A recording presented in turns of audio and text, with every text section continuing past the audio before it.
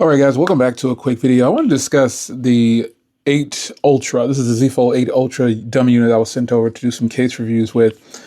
I've already done a case review on the Binks case. It is obviously going to be the same size pretty much, and the specs aren't changing a lot. So at least for physically, I would say. And I know a lot of you guys are excited about the Fold 8, the wide one. It's going to be called the Galaxy Z Fold 8, apparently, not wide. But you know, Samsung can change and do whatever they want to do. The launch event is coming, and you know, it's going to be in London, so obviously I won't be there unless they would invite me out. I'd go, but I'm not gonna just go to London for an event. But I'll be excited to see exactly just how well this device is received, considering it's exactly like, I mean, like we're all waiting for Samsung to do something different. And I think the reason that they're bringing out 2 versions is because this is their safe bet. Like this version here is the safety net. And if the other one doesn't do well, they have this version right here, which is considered the Ultra for some reason. And I'm wondering if they're going to do like some big major overhaul to the cameras or whatever. No one really knows yet. It's just speculation and rumors. But this other version that might come out, which is the shorter, stubbier version, which is what I really am going to go for. I'll get them both more than likely, just so I can have them all in-house and see what they're about. But I would probably gravitate towards the other one, the shorter one, because it's new. It's something different. Just like with my iPhone Air, just anything that's different, I like to get on it. And because most times it turns out to be a pretty good product. But in this situation, when I was doing the unboxing of some of the cases for Binks and everything, and I saw this right here, I was like, whoa, you know, that's a little different. They actually came with the exact same thing. So I put the cases on my Fold 7, and clearly it worked. But what I do like is the fact that Samsung might come with 2 options. And I think that's the most important thing that people really should pay attention to, is that they might come with 2 options. And I say might because I think the other one got caught in FCC for, you know, clearing FCC or something like that. I'm not really sure. And I'm not really researching it. The event is right around the corner at the recording of this video. So at the recording of this video, if you're watching this, know that it's not out. But the event is coming. I believe it's July 22nd or something like that. And that's about a week away at the recording of this video. I'm really hopeful that they bring out both models and they actually Samsung launches both models at the same time. Because again, this is their safe bet. This is the one that they know people are going to buy if they have one of the previous generations where it's pretty much the same design. They know they can sell this because it's safe. Ever since the battery went bad on the Note line back in the day, Samsung began to play it safe. And you know, you can't fault them. They don't want to lose a lot of money. They don't want lawsuits or anything like that. So I'm excited that they're probably going to bring out both. Some people already have the dummy unit for the other version. So it is a thing. It's just a matter of when it's going to come out. And that's something that we just don't know yet officially until the launch event. So like I said, I'm personally excited for both. The Fold 7 is one of the best phones that have come out.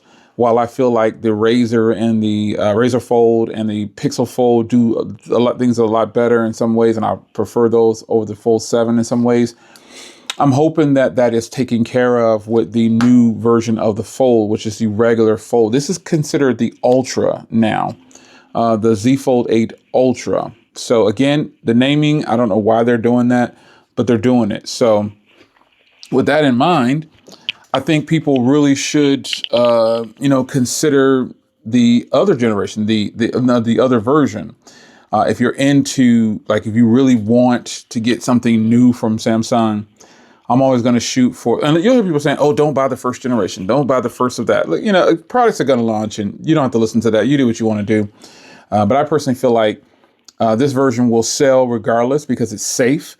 You know, people will buy it because they're coming from the Z Fold 4, 5, 6, or even 7. Some people will trade in just based on getting the latest tech or whatever's inside and having the newer product. Now, if you're a person who's going to trade in your 7 for the Fold 8 Ultra like this, rest assured your screen protectors, your cases, all those should fit perfectly fine, unless this dummy unit is a little off. Yeah, I don't think it is though. Because I did try on the cases for the Fold 8 Ultra, which is considered this phone now. to the Fold 7, and it fits perfectly fine. So no worries about that. I hope you guys enjoyed a quick discussion video. The Fold 8 Ultra, again, you know, it's just a naming thing, but if they do call this the Ultra and it's called the Ultra for something great, like new cameras or something like that, they better bring it, because the Razr Fold cameras are off the charts, really strong set of cameras, and they're flagship cameras, if you will, flagship. And I think that's what Samsung should have done with the Fold line by now, which is put the S26 Ultra, whatever those cameras are, S27, whatever, they need to be on they should be on the Fold line regardless anyway, because it is the most expensive phones that they offer. So you got to give people all that you can. If you have to make the bump bigger, make the bump bigger. But the Fold devices should have the most powerful cameras to me, because it is the most expensive phone they offer, and it's lacking in some areas. So when compared to some of their regular flagship phones, it doesn't measure up to the S26 Ultra's cameras. So I'm really hopeful that Samsung does something different with the Z Fold 8 lineup. I hope that they really give this, if they're going to call it an Ultra, I hope it's more than just a name, and that they're actually doing something to make it really, really good.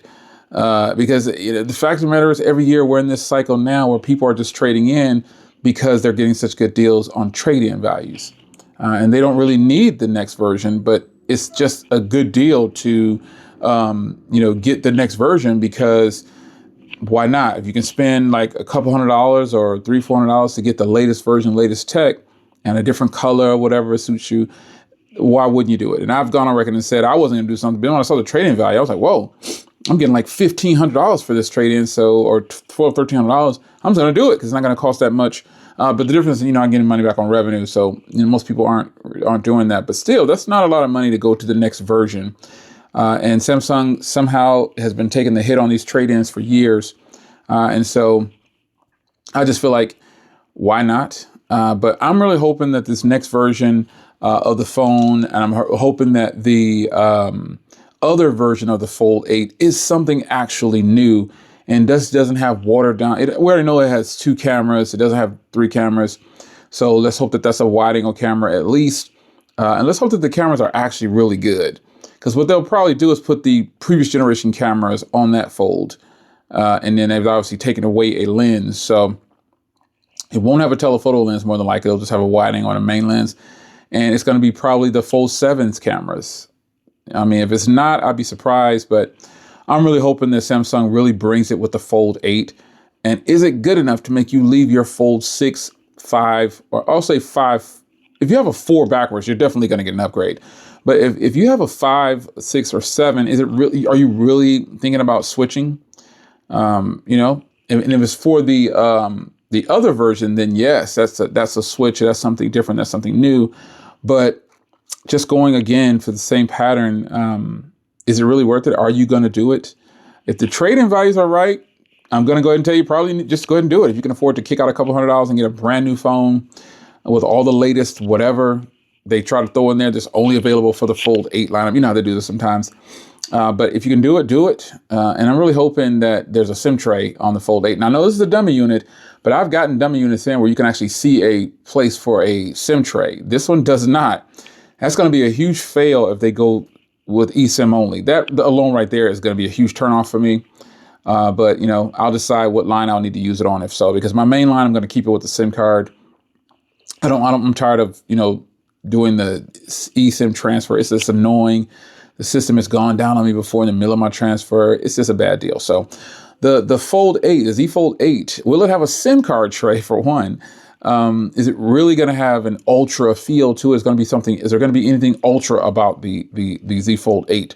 Now the other version, we don't know. We know it's not going to be probably as powerful, or it probably won't, which really doesn't matter by today's standards, because most phones today are very powerful. So what do you think about the upcoming Fold 8 lineup? Are you interested? Are you just going to stay with what you got? Let's talk about it in the comment section. Take care.